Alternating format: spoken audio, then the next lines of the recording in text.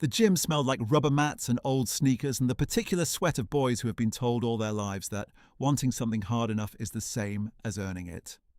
Marcus Webb stood in the doorway for a moment before he stepped through. He was 17 years old. He had a duffel bag over one shoulder and a worn, spiral notebook tucked under his arm, its cover creased from being opened and closed 1,000 times in the dark of his bedroom, on buses, at kitchen tables while dinner went cold around him. The notebook went everywhere he went. It had since he was 12. What happened in that gym in the next 14 minutes was not something anyone expected. But before we get to what those scouts saw, before we get to the moment 3 men in polo shirts stood up from folding chairs and began to applaud a 17-year-old boy who had no team and no coach and no invitation, we need to go back. Because the story of why Marcus Webb was in that gym alone is the only way to understand what it meant when he left it. Let me take you back to October. DeKalb Academy's varsity basketball program had not won a regional championship in 11 years. Coach Dale Pruitt had been there for 8 of those 11, and in 8 years he had developed a specific theology about winning. It required a certain kind of player, a certain kind of family, a certain kind of visible commitment. What he meant by commitment was showing up on time to the optional 7 a.m. weightlifting sessions he never officially required, but quietly noted the absence of. What he meant by visible was something harder to name but easier to see. He meant boys whose families donated to the booster program. He meant boys who called him Coach Dale with a particular warmth that signaled they understood the transaction. He meant boys he had seen in AAU leagues with names on their sneakers that cost more than Anita Webb made in a morning shift. Marcus had been on the junior varsity squad for 2 seasons.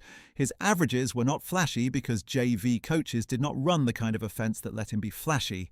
But the numbers that existed were consistent, and consistency in a 16-year-old is rarer than points.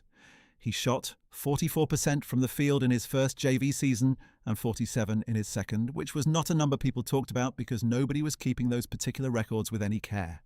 He averaged 6 assists and 4 steals. He turned the ball over 1.8 times per game. He knew where every player on the court was at every moment, the way some people know where furniture is in a dark room, moving through it without thinking. Coach Pruitt watched one JV game in Marcus's second season. He watched 12 minutes of it. He left before halftime. The call came in November, 3 weeks before tryouts for the varsity squad were scheduled to begin. Marcus's mother, Anita Webb, took the call at the kitchen table while Marcus sat across from her doing homework. He watched her face through 3 minutes of conversation. He watched the small tightening around her eyes, the way her jaw shifted slightly to one side, the way her free hand went flat on the oilcloth tabletop, as if bracing for something. When she set the phone down, she did not look at him right away. "He says the roster is full," she said. "He says they're going in a different direction this year." Marcus was quiet for a moment. "Tryouts haven't started." "I know. He can't cut someone from a team they haven't tried out for." She looked at him then. Her hands were flat on the table. "He can do what he wants to do, Marcus. That's what coaches do." He didn't argue with her. He picked up his pencil and went back to the problem set in front of him. And if his jaw was tight under the surface of his face, his mother saw it and said nothing, because she understood that the tightness was not anger looking for a way out. It was something being locked down carefully, the way you lock a door when you are certain you will need what is behind it later. She had seen that look before in her own mother. She knew what it produced. She said nothing and let it work.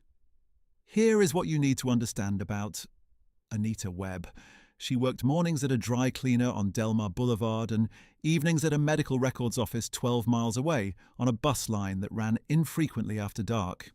She had raised Marcus and his younger sister Kezia on those 2 incomes and on a particular discipline of mind that she had learned from her own mother, a woman named Celestine, who had spent 40 years as a school librarian and believed that the library was the only institution that had ever told the truth about what a person could become, regardless of where they started. Celestine had run the branch on Dunmore Street for 22 years. Marcus had spent his afternoons there from the time he was 8 because the after-school program near their apartment closed early, and the library was warm, and Celestine was there. She was a small woman who wore her grey hair close-cropped and kept her reading glasses on a beaded chain around her neck, and had a way of looking at you that made you feel that your question, whatever it was was the most necessary question anyone had asked that day. She did not speak much about the difficulty of her own path, about the things the world had told her were not meant for her. She showed it instead through the specific way she moved through the stacks, through the particular reverence she brought to handing a child a book, as though the transfer was itself significant, as though she was passing something more than paper. She had died 3 years before the phone call. She left Marcus a box of books, 2 photographs, and a rule she had repeated to him so many times from the time he was small that it had settled into him the way a song settles, playing without being summoned. The rule was this: the work you do in private is the only work that belongs entirely to you. Anybody can take a position from you. Nobody can take what you know. The spiral notebook under Marcus's arm was one of the books from that box, still blank when Celestine gave it to him, filled now with his own observations, not plays exactly, patterns. He had watched basketball the way some people watch weather, tracking tendencies and probabilities, noting how specific players responded to specific kinds of defensive pressure, writing down the geometry of what opened up on a court when one element shifted. He had been doing this since he was 12, 2 years before he ever played organised ball, sitting in the bleachers at pickup games and middle school matchups with the notebook open on his knee, writing in the cramped, precise hand that Celestine had told him looked exactly like his grandfather's, a man he had never met. He had filled 4 notebooks by the time Coach Pruitt made his phone call. He had started on a 5th. The week after the call, Marcus asked his gym teacher, Mr. Okonkwo, if he could use the small auxiliary gym during off hours. Mr. Okonkwo was a compact, serious man who had played Division II ball in the 90s and still moved like he remembered every step. He had seen Marcus work in PE, had noted the quickness and the spatial awareness without drawing any conclusions yet. He looked at Marcus for a moment without speaking. "What for?" he said. "I want to keep training." "For what?" Marcus did not answer that directly. He said, "I want to keep training." Mr. Okonkwo looked at him for another beat, measuring something. Then he pulled a key from the ring on his desk and held it out. He didn't ask again. For 6 weeks, Marcus worked in that small auxiliary gym from 6 in the morning until 7:30, when first period began, and from 4 in the afternoon until the janitorial staff locked the building at 7. He worked alone. He did not have anyone rebounding for him, so he worked on his shot from spots where he could catch his own misses and reset quickly. He worked on footwork without a defender, which meant inventing the defender, tracking where the pressure would come from based on what he had written in the notebooks. He worked on his first step and his change of direction and his ability to stop on a precise spot under full speed without sliding. He worked on the thing that did not have a clean name, the reading of space, the anticipation of movement before it happened, the quiet intelligence of knowing that if a defense is tilted 3 degrees in one direction, there is a corridor opening somewhere on the opposite side of the floor. Some mornings the gym was cold enough that he could see his breath in the first 20 minutes. The lights in the auxiliary gym ran on a motion sensor that cut off if nothing moved for 90 seconds, which meant if he stood still too long at the water fountain, the room went dark and he had to wave his arms to bring it back. He thought of this as the gym, keeping him honest. He drank fast and moved back to the floor. He tracked every session in the notebook, not just what he worked on, but what he noticed, what opened up in his understanding during the repetition, where his instincts were ahead of his vocabulary for describing them. He wrote one morning, "The difference between a good decision and a great decision on a basketball court is about 1/4 of a second, and the 1/4 second lives not in the feet, but in where the eyes are before the feet have moved." He read it back and underlined it. He did not know yet if it was correct. He intended to find out. He wrote another morning, "The best passer does not see the open man. He sees the closed man and turns to the open one before looking." These were small theorems. He was working toward their proofs. He went home every evening tired in a way that satisfied him. He ate dinner with his mother and Kezia. He did his homework. He went to sleep holding the small oval stone Celestine had kept on her desk for 30 years, smooth and grey-green, the size of a large thumb worn to near-perfect roundness by decades of handling. She had found it in a creek bed in Mississippi when she was 7 years old. She had carried it in her pocket through high school and college and through 40 years of work. She had put it in his hand at the hospital 6 weeks before she died, and said nothing with it except his name, which was enough. He kept it in the front pocket of his hoodie every day. During the worst morning practices, when the cold in the gym had not yet burned off, and his hands were stiff and nothing felt right, he put it in his palm and held it for a moment before he began again. The tryouts for the DCALB varsity squad happened on a Tuesday in December.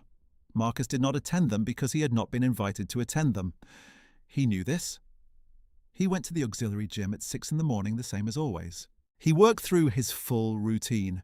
He left at 7:30 and went to class and sat through the day and came back at 4 and worked until 7. He did not think about the tryouts in any way that moved him toward or away from anything. The tryouts were happening in a room he had no access to, and the work he was doing was happening in a room he had the key to, and those were different kinds of rooms. The thing that changed was not something Marcus did. It was something a man named Terence Howell did, which is why it is worth being precise about who Terence Howell was and what he had at stake. Howell worked for a college basketball analytics firm that contracted with 4 mid-major programs to evaluate high school talent in a specific regional corridor. He did not scout for the national programs. He was not looking for the obvious names. He was looking for the players whose numbers were strange in a specific way. Players whose efficiency metrics suggested they were operating at a different level than their usage rate indicated. Players who were making something out of very little. He had a list of 14 names in the region that he intended to watch over the course of the season. Marcus Webb was not on that list. Marcus Webb was not on any list. What put Marcus in front of Terence Howell was a mistake, and mistakes are how most things find their way to where they need to go. A junior at DCALB named Preston Alford had caught Howell's attention in the regional recruiting database. Preston was a legitimate prospect, long and quick with a college-ready body at 17, a known quantity on the AAU circuit. Howell drove to DeKalb on a Thursday in January to watch Preston at practice. He arrived 20 minutes early and was directed by a janitor to what the janitor assumed was the main gym, which was the auxiliary gym because the janitor was new and the building's layout was still new to him. Howell sat in the bleachers with his laptop. He set it on his knee and opened his tracking software. He looked up. The boy on the floor was not Preston Alford. He was working through a series of individual drills with the focused stillness of someone who is not performing for anyone, who has no expectation of being watched, who is simply continuing work he has been doing for a long time in privacy. Howell watched the change of direction. He watched the shot release, high and clean, the elbow in line, the follow-through a consistent arch. He watched the footwork in the post, the pivot, the drop step, the way the shoulders squared before the ball left the hands. He watched him move laterally without crossing his feet, slide 2 steps, change angle, slide back, all of it quick and controlled and quiet in the way that only deeply practiced movement is quiet. There was something in it that Howell had seen in very few players at this level, a kind of economy that was not about effort conserved, but about nothing spent on anything other than the precise thing required. Nothing extra, nothing decorative. Every action connected to the next action through logic rather than habit. He did not open his laptop. He watched for 8 minutes before he spoke. "Who are you?" Marcus turned. He had not heard anyone come in. He stood with the ball on his hip, not defensive, not surprised, just present. Marcus Webb. Howell typed the name into his database. Nothing came up. "You're not on the varsity roster." "No." "JV." "I was." Marcus paused. "I'm not on any roster." Howell looked at him for a long moment, absorbing this. The words did not compute in any frame he had available. The player in front of him was not a JV player. He did not know yet what the player was. "Keep going," he said. Marcus turned back to the floor. He kept going. At the 11-minute mark, Howell took out his phone and sent 2 text messages. One was to his colleague Darius Fenn, who was currently sitting in a coffee shop 4 miles away. The other was to a man named Gordon Park, a director of player personnel for one of Howell's contracted programs, who happened to be in the city for a separate event that evening. The text to both of them said the same thing. "Come to DCALB Academy Auxiliary Gym now. Bring your notebook." Darius Fenn arrived 6 minutes later. Gordon Park arrived 8 minutes after that. Marcus was not aware of the texts. He was not aware of the men arriving and taking seats in the bleachers. He was aware, in the way you become aware of a shift in a room's temperature, that something had changed. He did not stop. He had a sequence he was working through, and he finished it. He moved to the corner, set his feet. He shot from the left corner, caught the rebound, dribbled to the wing, shot from the wing, moved to the elbow, set, shot. Down to the low block, turn around, shot. He did this without breaking rhythm, without pausing, reading an imaginary defence as he moved, taking what was there, releasing cleanly. The ball barely disturbed the net, 11 in a row from different spots on the floor. When he turned and saw 3 men in the bleachers, he stopped. The ball settled on the floor beside him. Howell stood up first, then Fenn, then Park. They were not applauding the made shots exactly. They were applauding something harder to name, the evidence of a specific kind of work done in complete privacy, work that has no audience and no external validation and no guarantee of any witness, work that continues anyway because the person doing it has decided that the work itself is the point. The clapping in that small auxiliary gym was brief, and it was not self-conscious, and it was the most consequential applause in Marcus Webb's life, because it arrived from people who had no obligation to him, and nothing to gain from it, and who did it anyway, because what they had witnessed required acknowledgement. Marcus stood at half-court with the stones smooth in his pocket and his grandmother's 40 years settling around him like something that had always been coming toward this room. Howell walked down from the bleachers and crossed to half-court. He was carrying a small spiral notebook, not unlike Marcus's own, and a pen. He introduced himself formally, full name and institutional affiliation. He asked Marcus 3 questions. The first was about his shot selection process, which was not a question most scouts asked a 17-year-old. The second was about his understanding of defensive rotations, which was definitely not a question most scouts asked a 17-year-old. The third was about the notebook visible in Marcus's duffel bag. Marcus answered the first 2 questions precisely without hedging, without the performance of humility that sometimes substitutes for actual knowledge. On the third question, he pulled the notebook out and handed it over without being asked. Howell turned to a random page. He read for 1 minute without speaking. He turned to another page. He looked up at Darius Fenn with an expression that Fenn would later describe to his own wife as the expression you make when you find out the map was accurate all along, that the territory really was that extraordinary, that the instrument you were using to measure was just too small. "How long have you been doing this?" Howell asked. 5 years, Marcus said. "Without a coach?" "Without a coach." Fenn looked at Marcus. "Can you play with someone guarding you? We have some time." "I can do that," Marcus said. What followed was not a tryout in any formal sense. Fenn played defense, which he was qualified to do, having played 2 years of college ball before a knee ended that chapter. He was not soft about it. He brought legitimate pressure, hands active, footwork disciplined, not going through any motions. Marcus read him. Not in the way that players read a defender's arms or hips, the surface reading, but in the deeper way, the reading of where Fenn was committed before his body showed it, the reading of what the floor would look like 2 moves from now. He scored on 9 of 13 possessions. The 4 he did not score on, he made a decision that gave up the attempt before it became a turnover. Howell tracked every possession in his notebook. At possession 7, Fenn looked at Park across the court for 1 second, with an expression they had both learned to read in each other after years of watching players together. Park looked back. Neither of them said anything. When it was over, the 3 men stood together near the baseline. Marcus sat on the bleacher bench and drank from a water bottle and waited. He was not nervous, precisely. He was still. The stone was in his palm. Gordon Park came over and sat beside him. "Tell me about the notebook," Park said. "Not what's in it. Tell me how you started." So, Marcus told him about Celestine, about the library on Dunmore Street where he had spent his afternoons from the time he was 8, about sitting in the bleachers at pickup games and watching the way certain players moved and wondering why what they did worked when it worked and failed when it failed. About deciding at 12 that the only way to understand something well was to write it down, and that writing it down required making the understanding precise enough that someone else could follow it. About the 5 notebooks now at home, filled front to back, that mapped 5 years of watching basketball with the specific attention of someone who believed that seeing clearly was its own form of preparation.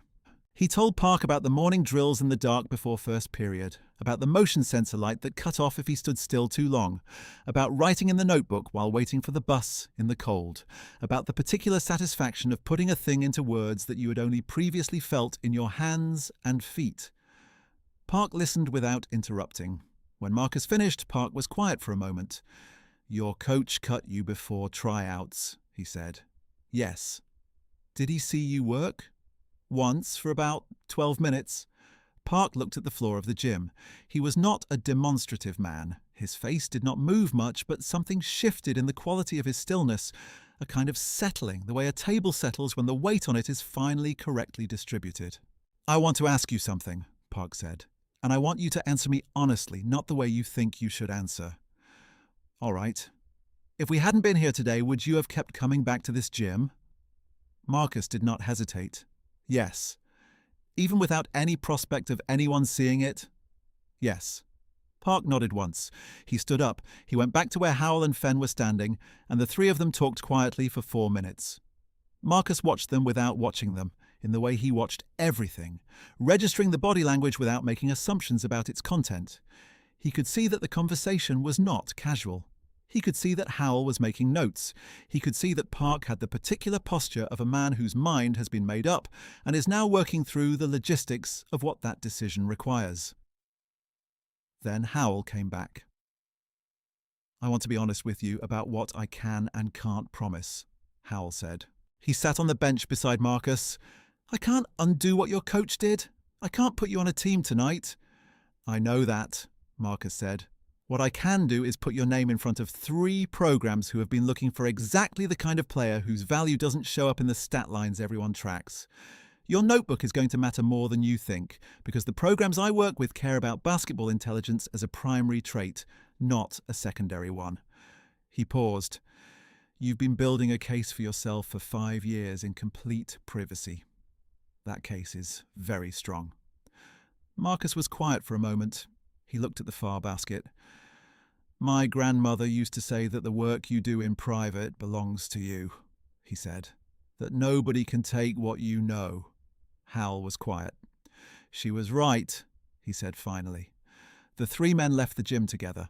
Marcus gathered his bag. He tucked the notebook under his arm. He put the stone back in his hoodie pocket.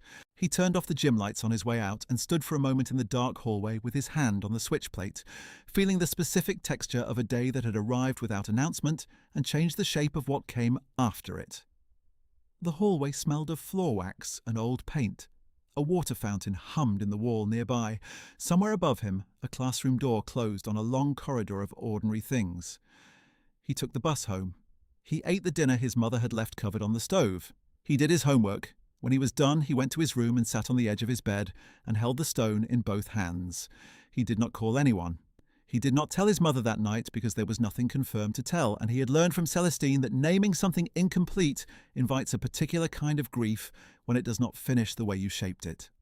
He went back to the auxiliary gym the next morning at 6. Here is what you should know about what happened in the months that followed, because this story does not end in that gym. Terence Howell submitted his evaluation to the 3 contracted programs within the week. The report was 31 pages, which was unusual. Evaluations of players at Marcus's profile level typically ran 8 to 12.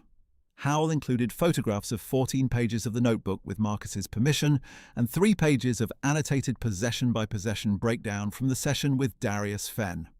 He described Marcus's basketball intelligence using specific language about decision speed and positional reading and the ability to perceive defensive commitments before they completed. He noted that the player had no formal coaching in the past 2 seasons and had self-designed a development program that showed a level of structural understanding inconsistent with his institutional history. He used the word generational, a word he used carefully and rarely once near the end of the report, and crossed it out and wrote it back in. 2 of the 3 programs requested a formal visit within 3 weeks. Coach Dale Pruitt learned about the evaluation from the athletic director, who received a courtesy call from Gordon Park's office. The call was not accusatory. It was informational, the kind of call you make when you want an institution to understand that a decision made within it has been seen from outside, that the outside is paying attention, that certain kinds of errors have a way of becoming visible, whether or not anyone intended them to. Pruitt sat in the athletic director's office for 20 minutes. He did not say much. His career at DeKalb would continue for another semester, and then it would not, and the reasons for that ending would be described in the official paperwork as a mutual decision to pursue other opportunities, which is the institutional language for a door that closed without a scene. Marcus did not know about that conversation until the following fall. When he heard about it, he did not say very much. He had not spent any part of the past 8 months thinking about Coach Pruitt. He had spent those months thinking about what he saw when he looked at a basketball court and about the specific inherited obligation of doing the work regardless of whether anyone was watching, and about a stone worn smooth by 40 years of a woman's daily conviction that knowledge was the one possession the world could not repossess. What he knew in February was that he had received an official letter of interest from a mid-major program in the Mountain West Conference, a school with a new coaching staff that had spent the previous 2 years rebuilding around a philosophy of pace and space and what their head coach called positional versatility, a phrase that meant they were looking for players who could see the game rather than simply perform within it. He read the letter 3 times at the kitchen table. His mother sat across from him. Kezia, who was 13, was doing her own homework at the counter and pretending not to listen. Anita Webb looked at her son and did not say anything for a moment. She put her hand on top of his. The gesture was small and exact. "I'm going to call Mr. Okonkwo," Marcus said, "to give the key back." His mother almost smiled. "Wait until the visit is done," she said. The visit happened in March. Marcus arrived on campus on a grey Tuesday with his duffel bag and the 5th notebook, which was nearly full. He met the coaching staff, walked the facilities, sat in on a team meeting. During the meeting, the head coach, a direct and unhurried man named Sims, presented a segment on defensive principles using a breakdown chart that Marcus recognized with a slight internal jolt as a version of the same framework he had developed independently in his notebook starting 3 years ago, arriving at it from different material but landing in the same structural place. He did not say this during the meeting. After the meeting, Sims asked Marcus if he had any questions. Marcus had one. He asked why the chart used a particular rotation assignment on the weak side that required the power forward to cover more ground than the scheme's speed assumptions allowed for. He asked it simply, in the register of someone genuinely curious, not performing cleverness, the way Celestine had taught him to ask things in the library, as though the question was the beginning of something rather than the end of it. Sims looked at him for a long moment. "Because nobody's caught that before," Sims said, "in 2 years of using that chart." He asked Marcus to stay after the other visitors left. They talked for 45 minutes. Marcus brought out the notebook. Sims read with the attention of a man who has been looking for a specific thing for a long time and is not yet certain he has found it, turning pages slowly, stopping twice to ask a clarifying question, making small marks in the margin of his own notepad as he read. He asked Marcus about 3 entries in particular, about the reasoning behind the analysis, about where the observations had come from, and what Marcus had done with the conclusions. Marcus answered each one. The offer came 6 days later. Full scholarship. Room, board, tuition. A program that had finished the previous season at 19 and 14 and was 2 recruiting classes away, by their own projection, from contending in the conference. A coaching staff that had read all 14 photographed notebook pages and requested 3 more. A position described in the offer letter as point guard, with a secondary note from Sims that said, in the plain language of someone who does not use more words than the situation requires, "We are offering you this position because of what you see, not only what you do. The seeing is rarer." Marcus signed the letter of intent on a Thursday afternoon at the kitchen table where his mother had taken Coach Pruitt's phone call 5 months earlier. Anita Webb sat across from him. Kezia sat beside him and put her head briefly against his shoulder, a gesture she would have denied performing if asked about it later. Anita did not cry because Anita Webb was not a woman who cried at things she had expected, and she had expected this in the way that people who have watched someone work for a very long time in silence can see the outcome of that work before it arrives. She had known about the auxiliary gym from the first morning because mothers know things, and she had said nothing because some kinds of work are private and some kinds of trust look like silence. He signed with a pen his mother had given him, a plain blue ballpoint, nothing special. When he was done, he set the pen down and picked up the stone from where he had placed it at the corner of the table. It had been in his pocket the morning 3 men stood up in a gym and applauded the work of someone they had not expected to find.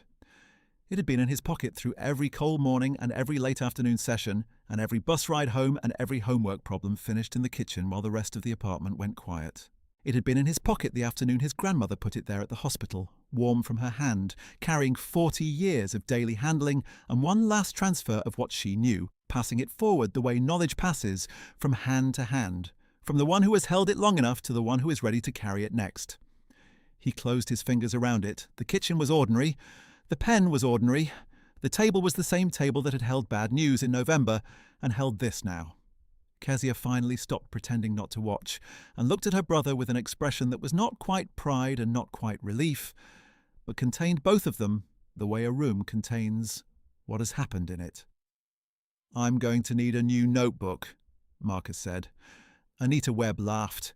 The sound of it filled the kitchen and went out through the cracked window above the sink, into the late afternoon, into the ordinary city air, into the specific silence that used to belong to waiting. "Here is what I want you to carry with you. Marcus Webb worked in private for 5 years. He did not have a coach who saw him. He did not have a program that valued him. He did not have a scout with his name on a list. He had a gym key from a man who asked only one question. He had notebooks full of work that belonged entirely to him. He had a stone worn smooth by a woman who understood that what you carry in your pocket every day is a decision, not a decoration. The biggest mistake is not being overlooked. The biggest mistake is accepting the judgment of the person doing the overlooking as if it were the truth about you. There is someone right now working in some auxiliary gym, some back room, some desk by a window in a house where nothing is happening yet, doing the work that no one is watching and no one has asked for and no one has promised will matter. The work is accumulating. The notebooks are filling. The stone is in the pocket. You know that person. You may be that person. The scouts will find the gym eventually. Make sure the work is there when they do. And if they do not come, the work is still yours. It was always yours. The room doesn't give you power. It finally stops blocking the door.